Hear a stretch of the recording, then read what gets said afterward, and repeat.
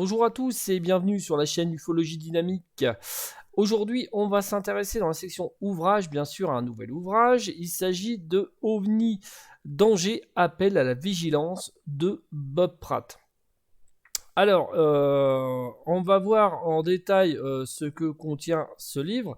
Alors, il fait 376 pages pour l'édition française et l'éditeur, c'est Trajectoire. Il a été publié le 25 février 2010. Alors, il faut le savoir en fait, ce livre n'a pas été écrit en 2010. C'est 4 ans après, enfin bien longtemps après, qu'il a été édité en France, pour la bonne et simple raison que voici l'édition anglaise qui ne faisait que 213 pages. Donc on voit quand même au départ cette couverture qui est assez au départ un peu sensationnelle. Alors, pourquoi s'intéresser tout simplement à ce livre? Tout simplement qu'il est considéré comme une enquête la plus complète concernant l'ufologie, en particulier l'ufologie en Amérique du Sud, du moins des faits ufologiques en Amérique du Sud.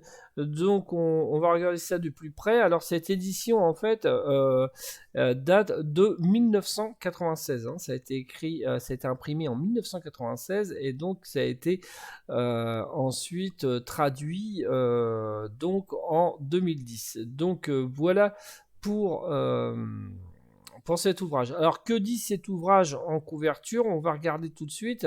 Alors l'ouvrage en couverture, c'est simple. Bob Pratt a passé plus de 18 années à étudier le phénomène ovni brésilien, particulièrement au Brésil, mais aussi dans d'autres pays. Donc il a effectué 11 déplacements au Brésil, ce qui est absolument énorme.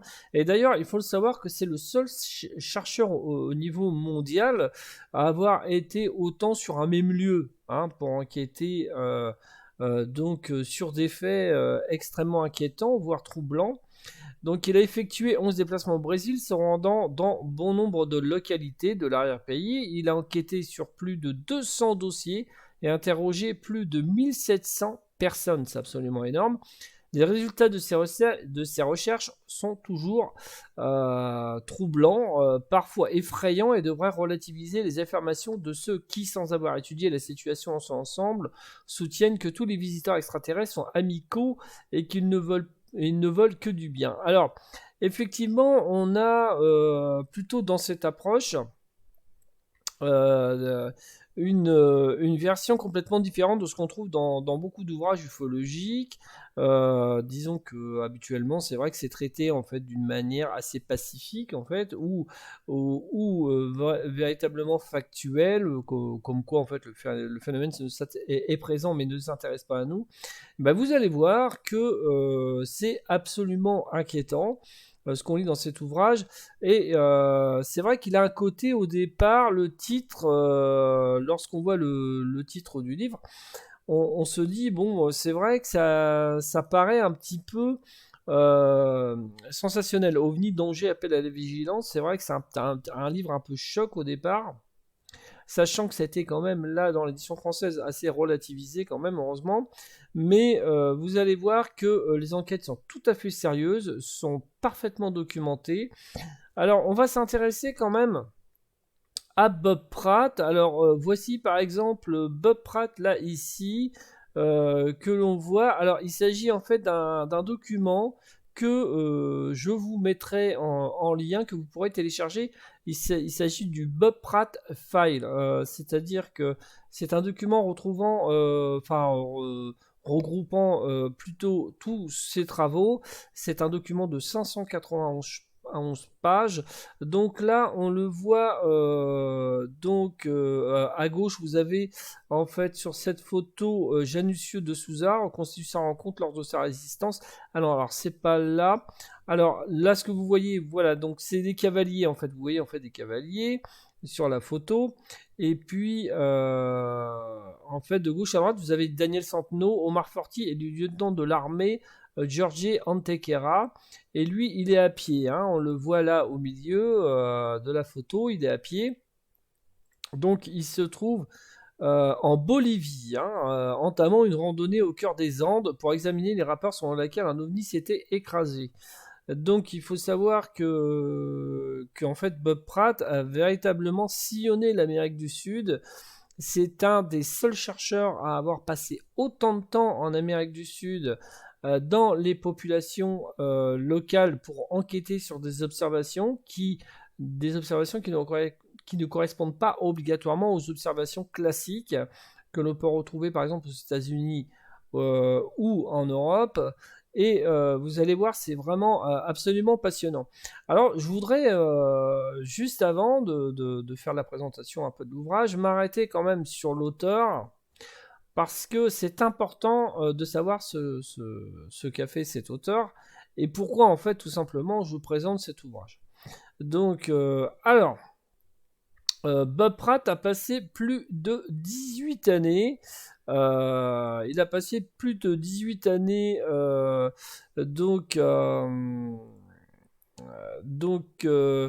à étudier le phénomène ovni au Brésil. Il a effectué 11 déplacements, donc se rendant dans bon nombre de localités de l'arrière-pays. Il a enquêté sur plus de 200 dossiers et interrogé donc plus de 1700 personnes. Les résultats de ces recherches sont toujours troublantes, parfois effrayantes. Alors, il est né le 12 août 1926, donc il est décédé. Il avait 79 ans, journaliste et chercheur sur les ovnis. Il a pris sa retraite donc en avril 99, après 48 ans de carrière en tant que reporter et rédacteur de journaux du magazine, écrivant sous le pseudonyme de Bob Pratt. En fait, c'est son pseudonyme, c'est véritablement pas son vrai nom. Donc c'est plutôt, il a écrit sous pseudonyme. Il a étudié à l'Université de Californie à Berkeley et à l'American University. Au cours de 22 premières années de sa carrière, il a occupé divers postes de reporter et d'édition aux Alexandria.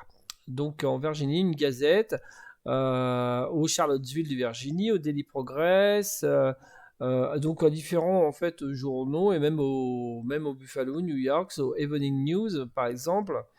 Donc il a fait quand même beaucoup de journaux en tant que journaliste. Il a travaillé pour le journal de Charlottesville à 3 reprises différentes, totalisant 10 ans. 10 ans, 2 fois en tant que reporter et la 3e fois en tant que rédacteur en chef pendant 7 ans. Après avoir quitté Louisville, Times et Courier Journal, il a été assistant exécutif du rédacteur en chef et de l'éditeur. Il a travaillé pendant 8 ans et demi en tant qu'écrivain reporter pour le National Enquirer. Et au cours des 17 dernières années de sa carrière, il a travaillé dans la conception de pages informatiques et la production pour des magazines à sensation. Alors, le National Examiner, le Globe et le Sun. Pendant ses jours de journaliste, il était sceptique sur le sujet ovni. En fait, au départ, Bob Pratt, si vous voulez, c'était un sceptique. Plutôt, du moins il entendait ces histoires, mais pour lui, ça avait ni queue ni tête, c'était sans fondement, si vous voulez. Mais en mai 1975, en tant que reporter pour le National Enquirer, il a fini par croire que les ovnis sont réels, après avoir interviewé plus de 60 personnes déjà aux États-Unis, en une semaine, qui avaient vu des ovnis. À partir de ce moment, les ovnis sont devenus un intérêt majeur dans sa vie, c'est-à-dire qu'après il s'est concentré, si vous voulez, sur le sujet ovni. Et depuis lors, il a interviewé plus de 2000 personnes ayant eu des expériences ovni aux États-Unis. Il a voyagé dans des pays. Alors, notez bien, il a fait des enquêtes. Des enquêtes, c'est vraiment exceptionnel. C'est probablement le seul chercheur au monde à avoir fait ça. Il a travaillé sur des enquêtes au Canada, au Mexique, en Argentine, en Bolivie, au Brésil, au Chili, à Porto Rico, au Pérou, en Uruguay, aux Philippines et même au Japon, ce qui est complètement incroyable, pour enquêter sur les signalements d'observation d'OVNI. Il a vraiment parcouru le monde sur le terrain, il a fait vraiment des enquêtes sur le terrain, et pas des enquêtes derrière un clavier, comme le font beaucoup d'écrivains. Lui, il a vraiment été sur le terrain. Pendant les 6 années où il a travaillé en tant que journaliste sur les ovnis pour l'Enquirer, il s'est rendu au Brésil à 4 reprises. Et c'est ce que je précisais, c'est le seul chercheur à avoir passé autant de temps au Brésil. Il a constaté que les rencontres d'ovnis étaient souvent plus hostiles et préjudiciables qu'ailleurs dans le monde. Par conséquent, après avoir quitté l'Enquirer en 81, il a commencé à enquêter sur les rapports d'OVNI de sa propre initiative et a voyagé au Brésil 10 autres fois. Pour la dernière fois en 2003, il a écrit le livre, le livre que l'on va présenter. Donc la version qu'on présente, c'est une version mise à jour, hein, donc qui a été retravaillée, une version de 2003 qui est sortie après en 2010 en France. Donc elle a été écrite au départ en 96, ensuite retravaillée en 2003, donc vraiment beaucoup de pages ont été rajoutées. Donc c'est celle-ci en fait que l'on va le présenter, hein, dans son édition traduite, bien sûr. Donc il a reçu le diplôme, un diplôme donc d'ufologue du Brésil, hein, honoraire. 78 ufologues brésiliens ont signé le diplôme. Il a également coécrit. Alors il faut aussi savoir qu'il a coécrit avec le docteur Johannes Hynek, donc pas n'importe qui, comme vous le savez. Donc le livre Les observations d'OVNI dans la vallée d'Hudson, donc observations à l'Hudson, c'est un livre aussi qui est extrêmement intéressant, qu'on aura l'occasion d'ailleurs de présenter. Et la deuxième édition élargie, revisée de Max Siege. Donc il a également été rédacteur en chef du MUFON, UFO Journal de 83-84 pendant un an. En plus de 28 ans de recherche sur les ovnis, il n'a jamais vu un ovni. Il était, alors entre autres, hein, une partie de sa vie, il a été vétéran de la Seconde Guerre mondiale, ayant servi dans l'armée de l'air des États-Unis. Donc, lors d'une fête du Nouvel An à Charlottesville, en Virginie, il a rencontré Fats Collins, et ils se sont mariés, etc. Ils ont eu un fils et un autre fils. Et puis ensuite, voilà, donc pour la vie de Bob Pratt. Alors il faut savoir que Bob Pratt, forcément, donc, est un des plus grands chercheurs, on peut dire un des plus grands enquêteurs, donc de l'histoire de l'ufologie en particulier, hein, du moins il a enquêté aux États-Unis, mais il a enquêté à l'étranger. C'est peut-être, comme je le précisais, hein, c'est probablement le seul enquêteur au monde, hein, à avoir fait autant d'enquêtes en fait à l'extérieur de son pays. Donc voilà pour Bob Pratt. Alors, donc on va bien sûr faire la table des matières, mais juste avant la table des matières, je voulais tout simplement vous lire la préface. Et la préface, elle est signée par deux personnes, un certain Jacques Vallée et un certain Joël Ménard. Alors vous connaissez sûrement peut-être Jacques Vallée, si vous ne le connaissez pas, forcément, je vous invite à aller chercher des informations sur Jacques Vallée sur Internet. Et bien sûr, Joël Ménard, si vous ne le connaissez pas, idem. Hein, Joël Ménard, bien sûr, célèbre enquêteur français et puis, bien sûr, qui a été rédacteur en chef de la revue Lumière dans la nuit. Voilà, donc on va s'arrêter bien sûr sur la préface. Et une fois n'est pas coutume, je voudrais en fait lire la préface. Ouais, je lis rarement en fait les préfaces. Je lis uniquement en fait les dos de couverture. Ensuite, on passe à la table des matières. Mais là, moi, je voudrais lire la préface pour vous présenter en fait l'ouvrage. Parce que vous allez voir, c'est pas un ouvrage classique. C'est pas un ouvrage traitant de l'ufologie générale comme j'ai l'habitude de faire. C'est un ouvrage présentant un fait, là plutôt un fait, qui semble indiquer des indices de haute étrangeté et qui montre que il y a un phénomène qui n'est pas obligatoirement très sympathique, si vous voulez. C'est plutôt là un aspect plutôt négatif du phénomène, avec des documents à l'appui, des éléments à l'appui, avec des travaux d'investigation sur le terrain, ressortant en fait tout simplement des preuves à l'appui. Donc c'est pour ça que je voudrais m'arrêter sur la préface, et bien sûr on passera à la table des matières. Et après on fera un petit récap bien sûr de cet ouvrage qui m'a énormément marqué du fait de l'approche justement de ce qu'il présente par rapport à ce qu'on a l'habitude de lire, hein, dans le domaine de l'ufologie. Voilà, donc préface de Jacques Vallée. En premier lieu, donc le livre que vous êtes sur le point de lire est l'extraordinaire compte-rendu d'une aventure, c'est vrai, l'exposé d'un authentique mystère, mais il peut être également perçu comme quelque chose d'autre. Ça c'est vrai, alors ça c'est évident. Si vous allez voir que si vous lisez ce livre, vous allez voir que c'est quelque chose d'autre.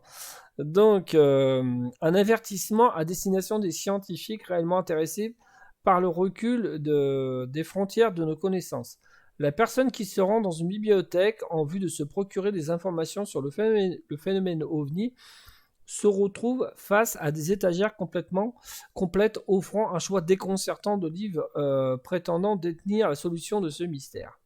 Certains d'entre eux vont développer l'idée que nous sommes visités par une civilisation avancée d'outre-espace, d'autres un point de vue diamétralement opposé avançant que tous les témoins ont été abusés par des mirages et des hallucinations, ou par des aberrations de l'esprit encore inconnues.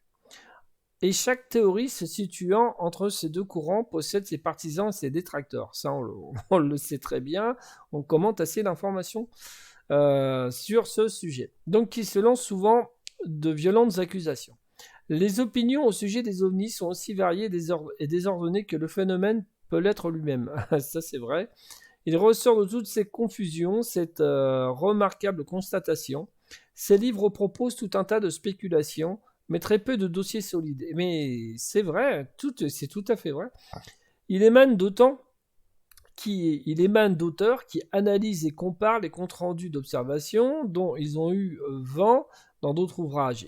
Ils se citent les uns les autres, souvent sans faire d'attribution correcte ou sans nommer les sources. Ils mentionnent les vieilles histoires, même quand on sait que celles-ci sont fausses.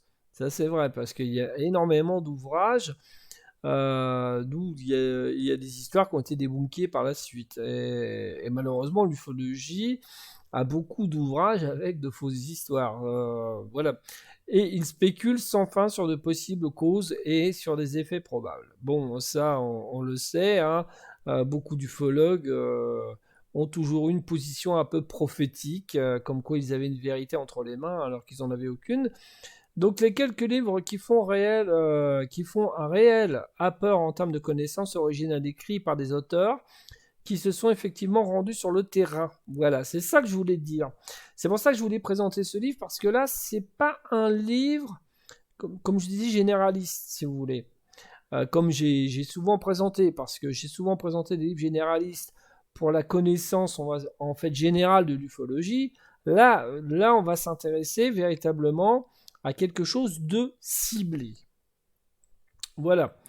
Donc, des auteurs qui se sont effectivement rendus sur le terrain et qui ont discuté directement avec les témoins, au sein de leur propre environnement, sont très durs à trouver. Effectivement, c'est ce que je disais tout à l'heure, la plupart n'enquêtent pas, enquêtent chez eux. Hein, ils ne sortent pas de chez eux. Donc, assez rarement, ils sortent. Et c'est vrai. Ils se documentent, si vous voulez, mais ils ne sortent pas. Donc là, on a véritablement quelqu'un qui est parti à l'aventure sur les continents. Le présent volume nous apporte une telle contribution. Pour cette raison, il se situe bien au-dessus de la plupart des autres livres des étagères surchargées des bibliothèques. Alors c'est clair, c'est évident que pour moi, et là je rejoins Jacques Vallée, ce livre est peut-être l'un des meilleurs livres de l'ufologie. Du moins l'un des meilleurs livres concernant un fait ufologique. Alors peut-être pas le meilleur livre de l'ufologie. Après, est-ce qu'il y a noté des livres sur l'ufologie? C'est compliqué parce que certains ont fait de très bons travaux, même sans sortir de chez eux. Hein. Je ne suis pas en train d'accuser ceux qui ne sortent pas, mais enfin du moins de jeter la balle à ceux qui ne sortent pas. Mais c'est vrai qu'ils se situent au-dessus par rapport à un phénomène ciblé, hein, par rapport à un fait ciblé. Ça, c'est clair parce que là, il s'agit véritablement de travaux de terrain. Donc, le livre de Bob Pratt est unique dans sa description de ce travail de terrain très difficile qui s'étend sur des décennies, mené par un talentueux chercheur qui jouit d'un très grand savoir sur le phénomène et qui n'a pourtant aucune idée préconçue sur l'origine et la nature des témoignages qu'il rassemble. C'est vrai que Bob Pratt, dans son ouvrage, n'apporte pas de vérité. C'est ça qui est étonnant. Enfin, la vérité sur le phénomène. Il apporte sur la vérité de faits qui se sont produits en Amérique du Sud, mais il n'apporte pas, si vous voulez, de vérité comme beaucoup de chercheurs et d'ufologues qui disent que bon bah c'est ça. Lui, il ne le dit pas. Donc Monsieur Pratt s'est rendu à de nombreuses reprises au Brésil, un pays qu'il connaît bien, afin de collecter des données rigoureuses au sujet des effets des ovnis sur les gens. Il ne fait aucun secret sur le fait que sa première visite là-bas eut lieu alors qu'il travaillait pour un tabloïd américain bien connu. Il a tellement été intrigué par ce qu'il a vu qu'il a décidé d'y revenir de son propre chef par la suite. C'est vrai, hein, sur ses propres deniers. Ce livre est une compilation judicieuse de cas les mieux documentés, les plus étranges. C'est vrai, c'est un des livres les plus complets en termes de documentation sur le fait, qui est difficilement débunkable. On va dire, c'est difficilement débunkable parce que la documentation est tellement riche, les éléments sont tellement riches, les corrélations entre les cas sont tellement riches qu'il est difficilement difficilement débunkable, c'est-à-dire d'expliquer que cela est dû à des rumeurs, à des hallucinations, etc. Donc cela a dû être un véritable défi pour lui que de devoir sélectionner les récits qu'il décrit, ici parmi des milliers de dossiers intéressants qu'il a rapportés de ses fréquents déplacements dans ce pays. L'un des plus riches réservoirs du monde pour les données OVNI, ça c'est vrai. Pour chaque cas, nous le suivons à mesure qu'il explique soigneusement comment il a pris contact avec les témoins, quel était leur environnement, les circonstances de leur expérience et l'impact que celui-ci a eu sur eux, sur leur famille, sur l'environnement social autour d'eux. Il s'agit là de recherches sur le terrain comme elles doivent être menées, et non pas seulement déplorer que ce travail n'ait pas été reconduit dans d'autres parties du monde. Et là, c'est vrai, on peut reprocher que tout le travail de l'ufologie, des enquêteurs de terrain, aurait dû être fait dans chaque partie du monde exactement de la même manière pour pouvoir avoir en fait une bribe de ce qu'est le phénomène. Je pense que si le travail de Bob Pratt avait été répété dans chaque partie des continents, je pense qu'aujourd'hui on aurait probablement une vérité sur le phénomène. Donc il est possible que le livre de M. Pratt va encourager d'autres personnes à initier des efforts similaires dans leur propre pays, afin de convaincre les scientifiques sceptiques que le phénomène OVNI est en effet un fait nouveau et important, solide et porteur de sens, dans notre environnement physique et social. Un phénomène qui mérite une étude sérieuse plutôt qu'un rejet superficiel. Que ressort-il de cette compilation de dossiers brésiliens exposés ici dans le style précis mais accessible d'un journaliste américain compétent? Pour ma part, la première impression a été une confirmation que ce phénomène, quel qu'il puisse être, est bien plus complexe et singulier que toutes les spéculations et de toutes les théories proposées à ce jour. Ça, c'est clair, je suis totalement en phase avec ça. Vous allez lire un ouvrage qui ne traite pas seulement d'objets évoluant dans le ciel et qui atterrissent sur Terre, mais aussi d'appareils et de leurs occupants qui interagissent avec les êtres humains, leur causant parfois du tort et qui ont un comportement apparemment absurde. Ça, c'est le côté un petit peu Jacques Vallée, tout en agissant pourtant de façon tellement identique qu'ils rendent impossible toute tentative d'interprétation rationnelle. Il serait commode de pouvoir faire abstraction de ces faits. Il serait pratique de se dire que l'auteur s'est tout simplement mépris et qu'il a exagéré les histoires dont il a eu connaissance. Alors peut-être avait-il un mauvais interprète. Peut-être les autochtones se sont-ils laissés abuser par leurs croyances et par le spiritisme. Et là, on parle justement du fait si c'était des rumeurs, des hallucinations ou des abus de langage. Peut-être les témoins ont-ils cherché à impressionner les journalistes américains avec toute une série d'histoires à dormir debout. Des critiques vont sans nul doute être séduites par cette approche facile. Alors, c'est clair, parce que là, on peut très bien se dire que Bob Pratt a été abusé par les côtés, le côté spiritique, le côté croyant, religieux, etc. de ce qui se passe en Amérique du Sud, mais vous allez voir, c'est autre chose. S'ils éprouvent une telle tentation et s'ils prennent la peine d'examiner les faits, ils comprendront rapidement qu'ils ont commis une erreur. Loin d'exagérer la nature très répandue, l'étrangeté et l'importance de rencontres avec des ovnis en Amérique du Sud, M. Pratt a en réalité minimisé le dossier. Il a complètement minimisé le dossier. En fait, il a été très factuel.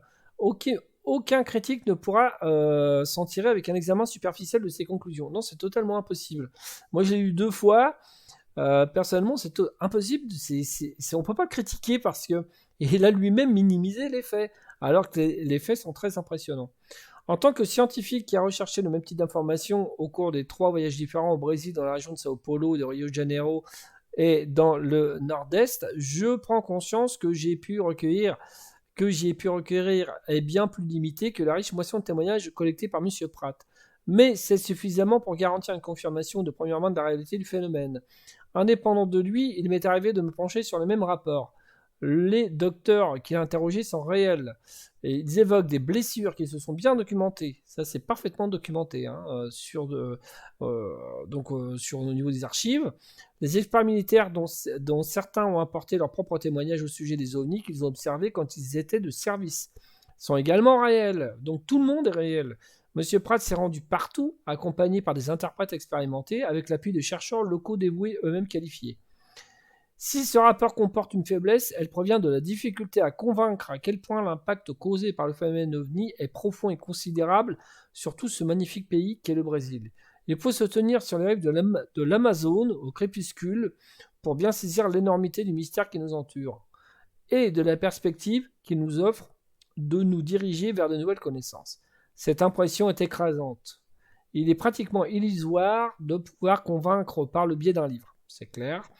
Nous devons nous satisfaire de ces aperçus d'une autre réalité qui nous taquine, qui joue avec nous et qui parfois, comme ce livre le démontre, si tragiquement, ça c'est clair, porte atteinte aux êtres humains qui ont été en contact avec elle, comme si elle était totalement indifférente à notre sort sur cette planète. Bon, ça va plutôt dans le sens, d'une théorie dont je travaille. Donc, concernant l'énigme qui est l'ultime nature et le but de ce phénomène, M. Pratt n'a pas de réponse. Bah oui, c'est un chercheur qui n'a pas de réponse. Enfin, c'était un chercheur qui n'avait pas de réponse. Et il en est de même de la part de la science moderne. Grâce à ces travaux, toutefois, le jour se fait un peu plus proche et nous pourrons démarrer un examen sérieux de cette réalité. Donc là, c'est signé Jacques Vallée le 29 janvier 1996.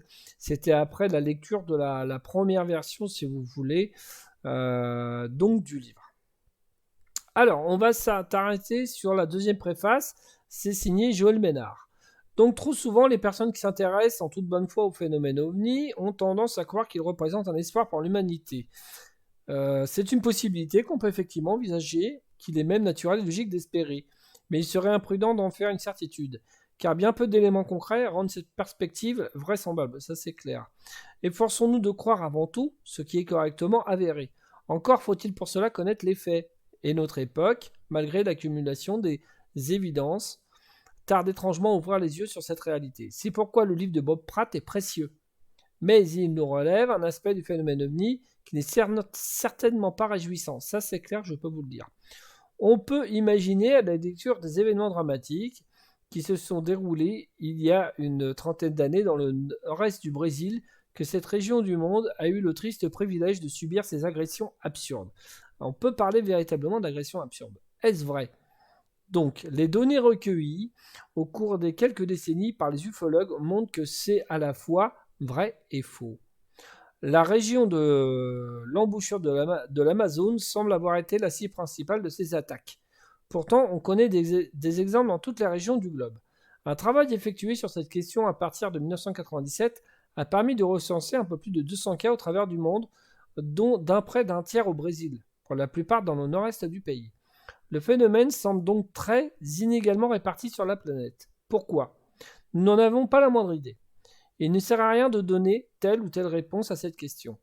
Le problème, même si il ne se manifeste pas à une échelle dévastatrice, est trop sérieux pour qu'on puisse envisager quoi que ce soit. Dans ce domaine, comme dans beaucoup d'autres. Il ne faut pas trop imaginer, il faut essayer de savoir. Ça, c'est clair. Je reproche souvent, on fait une analyse plus longue concernant l'ouvrage, mais je reproche effectivement souvent que les gens essaient de savoir et en fait ils imaginent un peu trop avant, donc avant de savoir. Donc ils donnent souvent une part de leur imagination, alors qu'en fait bien souvent ils ne savent pas. Donc à un stade intermédiaire de l'étude précitée, alors que 108 cas seulement avaient été recensés, on en comptait 53 au Brésil, 7 dans le reste de l'Amérique du Sud, 15 aux États-Unis, 2 au Canada, 21 en Europe, dont 10 en France, 2 en Russie, 6 en Chine et 1 en Corée. On sait aujourd'hui que le continent africain n'a pas été épargné, avec notamment de véritables attaques du phénomène contre 2 villages, l'un en Érythrée en 70 et l'autre au Sénégal 10 ans plus tard. Les cas français sont évidemment ceux sur lesquels il est le moins difficile à enquêter. Or, ils sont trop sont peu nombreux. Que nous apprennent-ils? Le plus dramatique à notre connaissance est produit en Seine-et-Marne en 1978. Il est entraîné par la victime une invalidité permanente estimée à 80%. Rien n'indique que le phénomène observé de trop près et pendant trop longtemps ait intentionnellement provoqué des effets graves sur le témoin. D'autres cas français, aux conséquences moins sévères, mènent en même constat. On n'a aucune preuve d'une intention agressive du phénomène. On peut, certes, peut-on dire, des événements survenus au Brésil à la fin des années 70. Toutefois, les cas d'agression volontaire restent très peu nombreux. On peut estimer que, sauf expression rarissime, le danger s'apparente essentiellement à une exposition et à des expositions à des émanations, peut-être à rayonnement émis par certains ovnis. Il paraît donc sage, en cas de rencontre, de ne pas trop s'exposer notamment à la lumière émise par ces engins. Cependant, il ne semble pas systématiquement indispensable de prendre immédiatement la fuite. En effet, si on connaît à peu près 200 cas de dommages physiques aux personnes, il faut savoir que les cas de rencontres rapprochées actuellement répertoriés sont à peu près 200 fois plus nombreux et qui n'entraînent généralement aucune conséquence néfaste. Faut-il avoir peur des ovnis? Il paraît souhaitable de rester prudent. Le cas échéant, mais il faut garder conscience de l'ampleur très limitée de ces phénomènes. 200 cas répertoriés, c'est que les victimes pardonnent, presque négligeables si on songe à tous les dangers autrement plus graves, bien plus proches de nous, qui nous guettent quotidiennement. Si l'on voulait à tout prix aboutir à une sécurité maximale, il faudrait interdire aux gens de se baigner, de se promener en montagne, de rouler en voiture, etc. Donc, cela me semble tout simplement pas raisonnable. Le risque est inhérent à la vie, et ce que l'on sait des ovnis et de leur effet physique ne justifie pas qu'on cède à la peur. Il est plus sage de céder à la curiosité. Il est permis de se demander si la méconnaissance, encore quasi générale, de la réalité du phénomène ovni ne représente pas pour l'humanité en fin de compte un danger plus grave que ces engins eux-mêmes. L'ignorance, l'incrédulité, l'immobilisme, le refus de la découverte peuvent entraîner à long terme des conséquences redoutables. C'est clair, c'est-à-dire que si on refuse d'aller chercher, si on refuse d'aller enquêter, si on refuse de savoir ce que c'est, effectivement, la découverte du fait d'un coup pourrait avoir des conséquences redoutables sur notre humanité, sur nos sociétés. Je ne doute pas que l'ouvrage de Bob Pratt soit de nature à faire progresser la connaissance d'une réalité encore mal connue, mais que l'on aurait tort de s'obstiner à ignorer. Donc ça, c'était la préface de Joël Ménard. Alors, on va s'arrêter tout de suite à la table des matières. On va remonter un petit peu. Et puis, on va s'arrêter un peu à la table des matières, forcément. Alors, voici donc la table des matières. Alors, je ne vais pas documenter les cas, excusez-moi, parce que forcément, ça serait trop long. Il y a donc bien sûr les préfaces et l'introduction. Donc, la première partie, agresser. Donc là, il s'agit d'agression. Donc, nous avons un cas, c'est Moïse agressé, Aurore dans la nuit, une affaire de famille, terrifiante envolée, cet animal m'a eu. Donc, dans ce chapitre 5, il y a l'OVNI qui semble en fait avoir une nature biologique. Ça vient sur nous, quelque chose m'a touché et à part. Donc, dans la deuxième partie, vous avez le cache-cache, soudaine lumière du jour, courir pour survivre. Alors là, c'est quelqu'un, alors je crois que c'est un pêcheur, je suis pas sûr, je m'en souviens plus, parce que je l'ai pas lu avant la présentation. Mais je crois que c'est quelqu'un, en fait, c'est un pêcheur ou un chasseur qui court, en fait, c'est un ovni qui le poursuit, complètement un ovni qui le poursuit, qui essaie de l'attraper, et donc, voilà. Donc, arbre en feu. Troisième, kidnappé. Donc là, il y a les enlèvements. Prenez-vous-en de nouveau à moi, s'il vous plaît.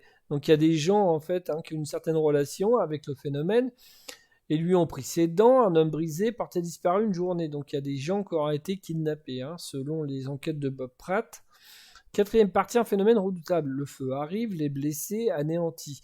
Alors, vous allez voir, si vous procurez ce livre, que je vous recommande chaudement, vous allez voir, c'est vraiment inquiétant. Les histoires que raconte Bob Pratt, je peux vous dire que c'est absolument inquiétant, sachant qu'ils sont parfaitement documentés. Donc, mort sur Crab Island, vampire dans le ciel, Ah oui, c'est assez donc des attaques de phénomènes qui en fait voudraient en fait aspirer l'énergie de la personne, voire je crois sucer le sang de la personne, mais je suis pas sûr. Le train de la mort, chasseur chassé, enfant mort-né, un phénomène déroutant, explosion silencieuse, une force répulsive, chute de filet de pêche. Ah oui, ils essaient d'attraper les gens. Alors, il y a vraiment des cas absurdes. Franchement, il y a des cas absurdes. Et là, ça rejoint les théories de Jacques Vallée, etc., d'autres chercheurs. Il y a des cas où des ovnis essaient d'attraper les gens avec des grappins ou avec des filets. C'est complètement hallucinant. Donc, fenêtre dans le ciel, la lumière. Donc, un phénomène ou plusieurs. Forme et occupant. Donc, le gouvernement, ça c'est l'attitude du gouvernement. Ils sont toujours là. Le défi à la science, ça c'est clair. Alors, ça, c'est un petit peu le dernier chapitre, le 7e et dernier chapitre. C'est un petit peu la conclusion par rapport à ce que l'on peut faire et à l'attitude, hein, l'attitude des enquêteurs, l'attitude de la science, l'attitude du gouvernement, etc. Après, vous avez telle est la situation actuelle. Là, c'est par rapport à lui ce qu'il avait écrit à l'époque. Donc, il faut savoir quand même que même ça, si c'est l'édition qui a été réécrite pour 2003, l'édition agrémentée, de toute façon, il y avait quand même une partie qui datait de 96. Donc, épilogue capture de 2 extraterrestres vivants. Alors, alors, il parle du cas de Virginia en même temps. Je crois il parle du cas de Virginia, le cas du Brésil. Alors, on va revenir un petit peu là, ici, à à cette fameuse couverture. Donc, qui est la toute première couverture. Et en fait, les photos que l'on voit, que vous voyez là, euh, c'est en fait, vous avez à gauche Januccio de Souza qui reconstitue sa rencontre lors de sa résistance concernant un ovni, donc en s'accrochant à un arbre. Donc on voit là que la personne s'accroche à l'arbre. En fait, il reconstitue l'ovni, a essayé de l'attraper, il s'est accroché à l'arbre pour pas que l'ovni l'attrape, en fait, tout simplement. Et puis à droite, vous avez donc Firmino Souza dans le coma à l'hôpital, complètement dans le coma, hein, après l'affaire de l'incident de Crabs Island. Donc voici, on voit en fait la région. Donc là, il était dans le coma, hein. Donc les gens n'étaient pas dans le coma comme ça au hasard, je peux vous l'assurer. Et alors, il faut savoir que les enquêtes qui ont été effectuées par Bob Pratt, donc ici, il nous parle par exemple de l'opération Prato, donc il y a eu au Brésil entre 77 et 78. Si vous connaissez cette opération, donc c'est vrai que Bob Pratt nous explique véritablement qu'il y a eu quelque chose véritablement d'inquiétant, d'extrêmement inquiétant. Le livre est véritablement marque, en fait, tout simplement, marque par son aspect véritablement, alors à la fois original par rapport à ce qu'on connaît de l'ufologie habituellement, c'est-à-dire le cas de l'observation, ou alors le cas de peut-être l'observation d'entités à l'extérieur de supposés engins. Mais effectivement, euh, le livre va vous marquer, hein, va vous marquer profondément à sa lecture et va vous poser un certain nombre de questions sur la nature d'un phénomène qui semble totalement différent de ce que l'on peut penser habituellement, hein, en Europe ou dans le reste du monde. Donc personnellement, je ne peux que vous encourager, bien sûr, à lire ce livre. Alors, ce livre est indispensable. Je considère que ce livre est indispensable par rapport déjà à ce qu'il propose, hein, mais ce livre est indispensable par rapport à l'enquête elle-même, hein, la manière dont elle a été travaillée. Donc obligatoirement, il faudra s'arrêter longuement sur cet ouvrage, voire le relire peut-être 2 fois. Et quand vous allez en fait lire la documentation présente, les éléments présents, etc., vous allez être véritablement pratiquement choqué, hein, choqué par rapport à la nature d'un phénomène. Et vous allez voir, on est très très loin de la nature du phénomène que l'on se fait bien souvent, du phénomène un peu, on va dire, angélique, du phénomène qui nous avertirait de l'utilisation du nucléaire, de la bonne conscience écologique, etc. On est complètement hors de ce type de propos qui est souvent d'ailleurs construit par la science-fiction. Là, ici, nous avons affaire à un fait, hein. Et c'est pour ça que je voulais m'attarder en fait sur ce type d'ouvrage. En fait, c'est assez rare en fait que je mette autant de temps à expliquer un ouvrage. Habituellement, c'est plus court.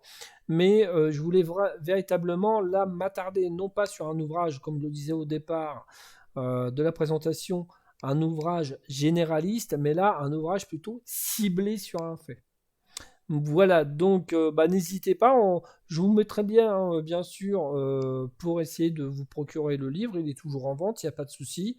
Et puis je vous le conseille forcément, parce que cette aventure à la fois inquiétante est aussi absolument passionnante. Allez, ciao, bye.